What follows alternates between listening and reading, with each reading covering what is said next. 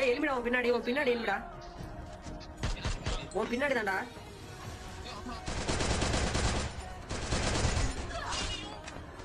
ஐயோ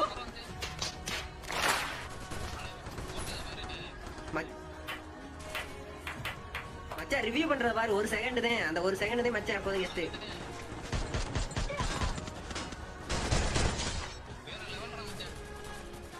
அதெல்லாம் டைமிங்ல கன்மார்க் பண்றா மச்சான், தெரிஞ்சுக்க.